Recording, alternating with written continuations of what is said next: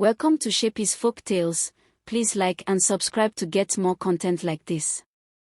In a small, vibrant village nestled in the heart of the forest, there lived a young woman named Ugonma.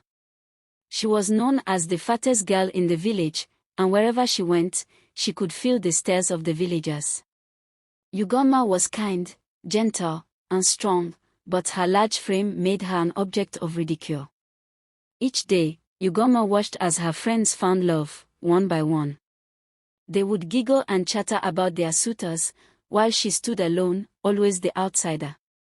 The village square buzzed with excitement over weddings and courtships, but for Ugonma, it was a daily reminder of what she lacked. As her friends laughed and talked about their upcoming engagements, Ugonma sat under the shade of a tree, watching them from afar. She sighed deeply, her heart heavy with sadness. One day, as Ugonma listened to Chioma and Adeabi boast about their suitors, the weight of her loneliness became unbearable. "I don't have a suitor," she said bitterly.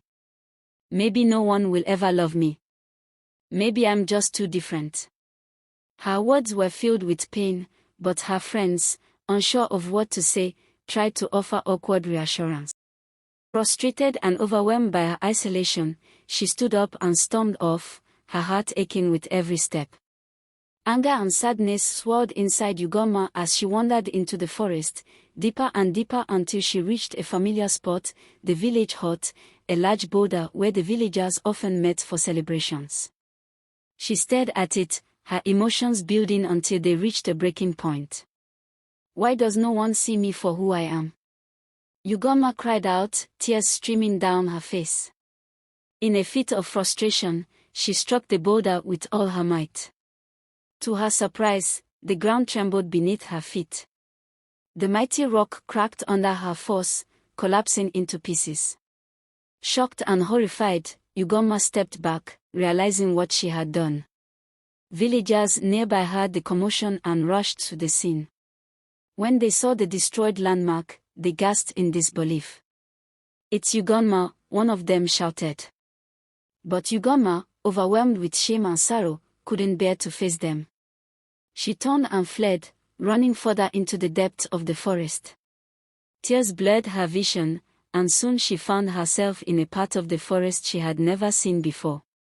Ugonma stumbled upon a hidden spring, its water shimmering in the soft moonlight. The place felt otherworldly, as if untouched by time. She knelt by the spring, gazing at her reflection in the water. She saw her large frame staring back at her, and her heart sank. "Why can't I be beautiful like the other girls?" she whispered to herself. "Why can't someone love me for who I am?" Suddenly, a soft, ethereal voice echoed from the spring, filling the air around her. "Beauty lies not in form, but in the heart," the voice said gently. "But if it is a new form you seek, drink from the spring, and your heart's desire will be granted." Ugonma looked around, startled by the voice. She hesitated for a moment, then, with trembling hands, scooped water from the spring and drank. A warm glow enveloped her, and she felt herself changing.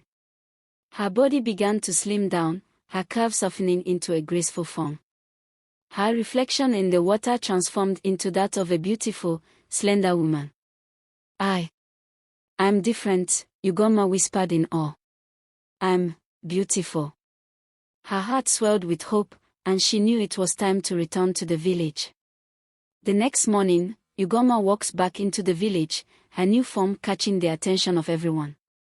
The villagers stared at her in disbelief, unable to recognize the girl who had once been ridiculed. "Who is that?" one villager whispered. "She's so beautiful. Could that be Ugonma?" another asked in shock, feeling a newfound sense of confidence. As she walked through the square, the young men who had once ignored her now turned their heads in admiration. But one gaze stood out among the rest. It was Obinna, a childhood friend who had always been kind to her. Obinna stepped forward, his eyes filled not just with admiration, but with something deeper. "Ugonma," he said softly, "I've always seen you for who you are. Even before you changed. I was just too afraid to say it." Ugonma looked at him, her heart skipping a beat. Could it be true? Had someone cared for her all along? You mean that, Obinna? She asked, her voice trembling. Yes, Obinna replied, smiling warmly. Your heart is beautiful, and that's what matters most. But now, I see that you believe it too. Tears welled up in Ugonma's eyes, but this time, they were tears of joy.